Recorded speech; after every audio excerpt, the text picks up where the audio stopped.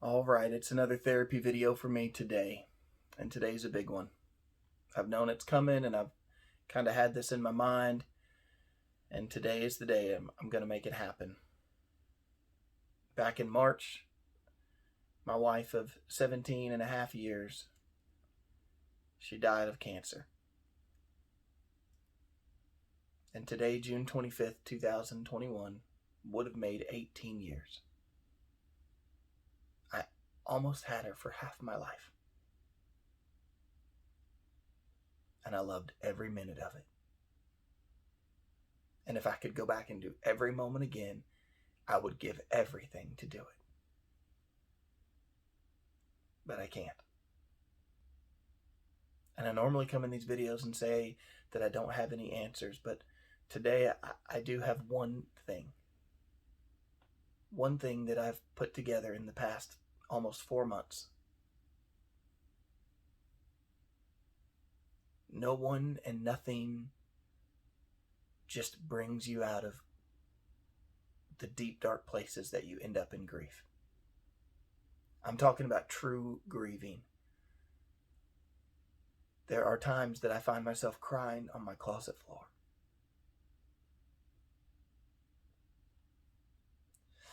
There are times that I don't want to get out of bed. I used to have this life inside of me, and I just wanted to get up at 5 a.m. and run around my house and get stuff done, or get to work earlier, get on things. And now I could just lay there all day, just perfectly still. I could just lay there and look at the ceiling the entire day. And there is nothing that anyone can do that brings me out of that. And it doesn't just happen. I have to take a step of action. I have to mentally tell myself. Every morning I tell myself, get up. Your kids need you. Your family needs you. Your church needs you. Go wash your face. Stop crying. I have to tell myself, stop crying. Get up and go about your day. I think that that's true inside of grief. We have to make a conscious decision to get up. And sometimes those have been forced on us, but then as we get a little further in grief, everyone encourages us to kind of stay there a little bit. Please don't think rude of me for saying that, but it's true. In the beginning, when Sarah first passed, I didn't want to go to church the first time. I was so upset at the idea of going to church. Not because I didn't love my church or love those people, but just the idea of seeing them having to face everyone, and I couldn't stop crying. I didn't want to go. But then I did. And everyone was so encouraging, and they hugged me and they cried with me. And the next time I went, it was better. And the next time I went, it was better. And it continued on in like fashion. I didn't want to have a celebration of life. We didn't have a funeral. We had a celebration of life. I didn't want to do that. But when I stood there and looked out and saw hundreds and hundreds of people that poured into our church to come and pay their respects or give me their condolences or whatever it might have been, that was such an encouragement. And it brought a little bit of closure. Closure is not a one-time event. It's this over and over and over, these things that keep happening. And so today, 18 years later, I'm going to take a step for my own sanity. A step to say, get up. 18 years ago, I put this ring on my finger. Actually, 18 years ago, she put this ring on my finger. And 18 years later, I can say, I fulfilled my commitment. For better or for worse. In sickness and in health. And we were together through all of it. In sickness, we were together.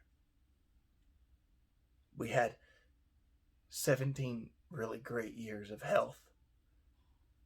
The last 8 months, actually now 10 months, these last 10 months have been hell for me.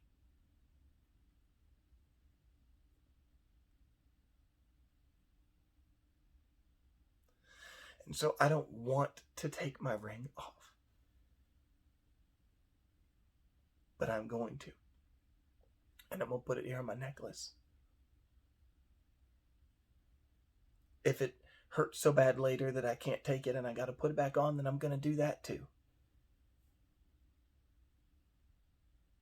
But right now, there seems to be something poetic in my mind about the idea that directly on our anniversary that I'm going to take this ring and put it right beside hers. Because I fulfilled my commitment.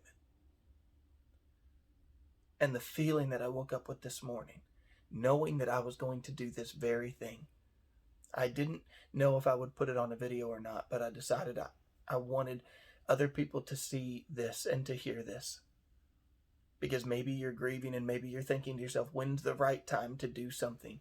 Well, the right time is when you're ready to take a step and get out of that dark place and go forward. And I didn't want to go to the celebration of life of my wife.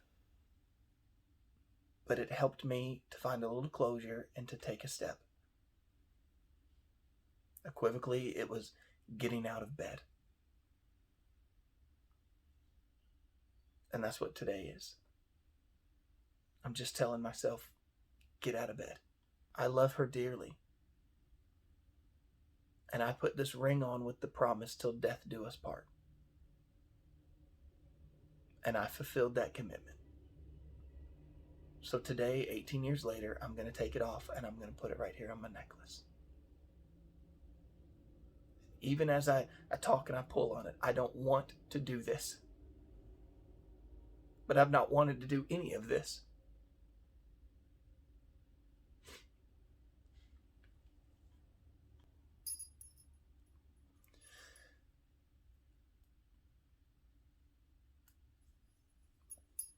I wish there was some prayer that I could pray that would make me feel like instantly better.